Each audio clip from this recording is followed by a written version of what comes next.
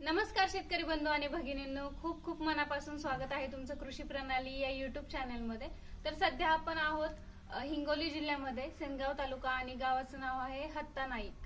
तर इथे एक सुंदर अशी गोशाळा आहे आणि त्या गोशाळेचं काम कसं चालतं त्या या संबंधी आज या व्हिडिओतून आपण माहिती घेणार आहोत।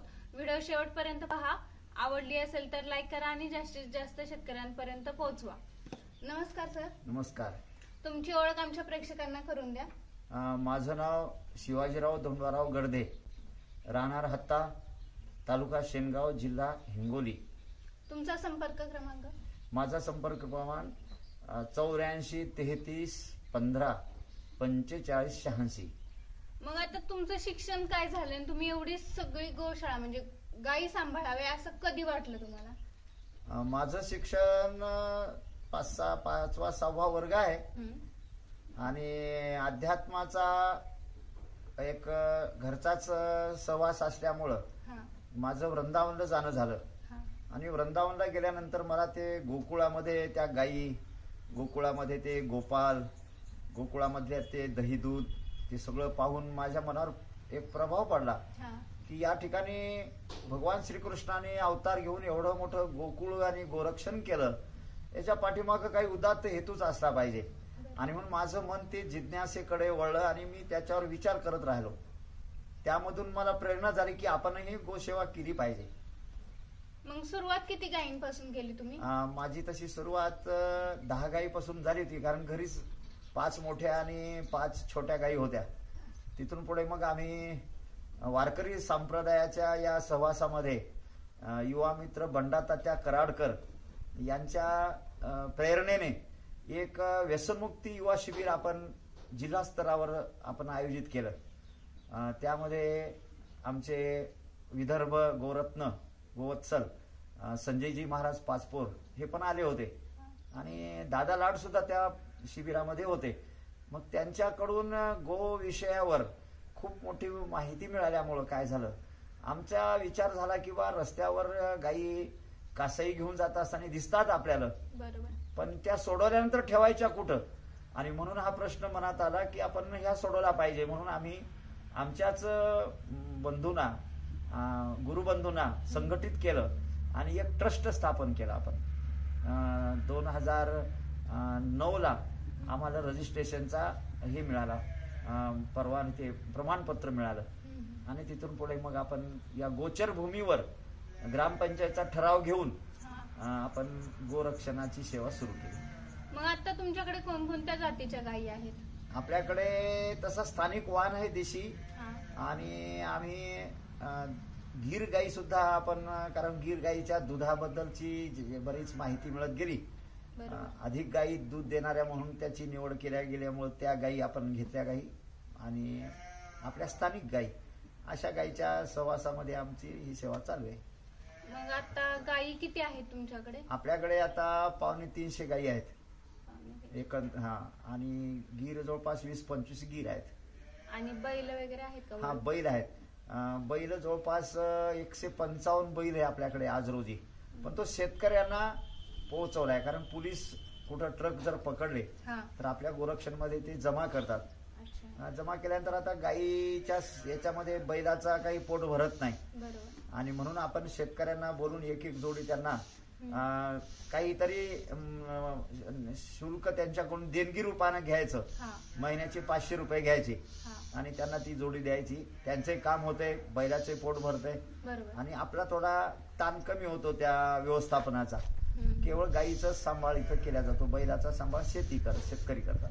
हा खर्च चालवायचा, मजूरदार आहेत, चारा साठवण आहे, कसं चालवायचं याच्यावर आमचं मंथन सुरू झालं। आणि त्यामधून असा एक विचार आला की आपण गायीच्या शेणावर लक्ष करू, गोमूत्रावर, आणि म्हणून शेणावर आम्ही सर्व विचार करून घनजीवामृत गोकुळ खत याची माहिती आपले सुभाष पाळेकरजी सर यांच्या शिबिरातून आम्हाला मिळाली। तिथून आम्ही मग हे गोकुळ खत बॅग बनवायला सुरुवात केली। घनजीवामृत गोकुळ खत अशी बॅग बनवली। त्या बॅगीचा हळूहळू प्रसार होत गेला।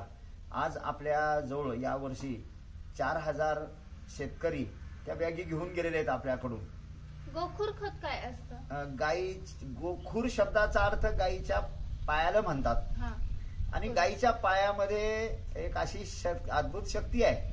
कारण गाय नक्षत्रातले जे काही अमृत कण आहेत चंद्राचे ती शिंगाच्या द्वारा आपल्या शरीरामध्ये घेते आणि आपल्या पायाच्या खुराद्वारा ती जमिनीला देते.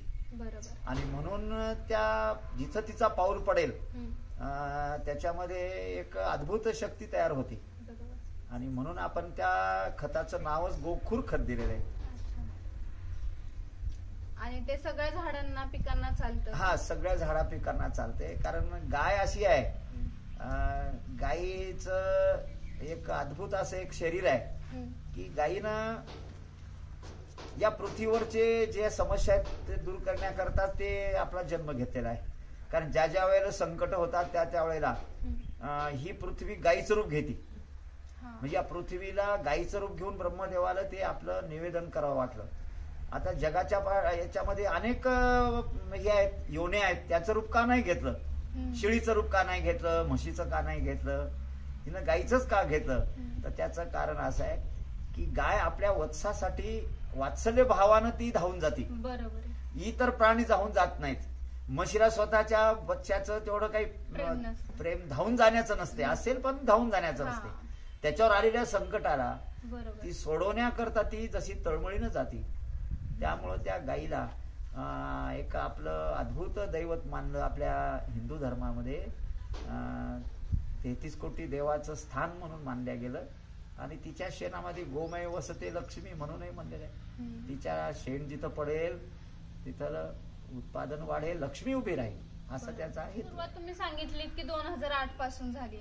मग गोशाळा उभारणे एवढं सोपं नसतं. म्हणजे आता ज्या गोशाळा आहेत त्या परिपूर्ण नाहीये, त्यांना पण खूप संकटांना सामोरं जावं लागतं. तुम्हाला कोणकोणत्या संकटांना सामोरं जावं लागलं? तुम्ही कसे त्याच्यावरती मार्ग काढत गेलात? संकट, चाऱ्या पाण्याचं संकट. आता एखाद्या वेळेस अवृषण झालं तर पाण्याचा प्रश्न येतो, चाऱ्याचा प्रश्न येतो. मग अशा वेळेला काय झालं, आपली महाराष्ट्र सरकारची गोवर्धन गोवंश सेवा योजना 2018 मध्ये त्यांनी ती हे केली, जाहीर केली. त्यामध्ये मग आमचे प्रस्ताव आम्ही त्याच्यामध्ये दाखल केले आणि जिल्ह्यामधून मग काही त्या कमिटीनं काही मार्क ठेवले होते की ज्या गोशाळेला जास्ती मार्क मिळेल त्याची निवड करू. मग ते मार्क आम्हाला जास्ती मिळाले. त्याचं कारण असं होतं की आम्ही गाईच्या शेणापासून मंजन, साबण, शॅम्पू हे बनवत होतो. पुन्हा बायोगॅस होता आपल्याकडे. गाईच्या निवाऱ्याची, गाईच्या चाऱ्याची, पाण्याची ही व्यवस्था होती. प्रत्येका ठिकाणी आम्हाला ते मार्क वाढून मिळाले आणि 99% मार्क मिळाल्यामुळं आमची निवड झाली. त्यामध्ये 1 कोटी रुपयाची योजना आमच्या गोशाळेला मंजूर झाली. 2 हप्ते आम्हाला मिळाले. त्याच्यानंतर सरकार बदललं आणि त्याच्यानंतर पुन्हा ते काम थोडं थांबल्या, पण नंतर पुन्हा त्यांनी पाठवले. अशा करून ती आर्थिक समस्या आमची आता ही झाली, दूर झाली आणि आम्ही स्वावलंबन झालं आता आमच्या गोरक्षणचं. कारण आता आत्मनिर्भर भारताकडे तर सर्वांचीच पाऊलवाट चालू आहे. तर प्रत्येक गोशाळेनं आत्मनिर्भर व्हावं याच्यासाठी काय करावं, तर त्याचे विविध वस्तू तयार कराव्यात. मंजन, साबण, शॅम्पू हे तर आहेच आहेत, पण त्याच्यामध्ये खताचा शेतकऱ्यांनी जास्तीत जास्त वापर जर केला तर ते विषमुक्त अन्न त्यांना खायला मिळेल. विषमुक्त अन्न खाऊ घालण्याकरता फक्त गायच पाहिजे, गायच समर्थ आहे.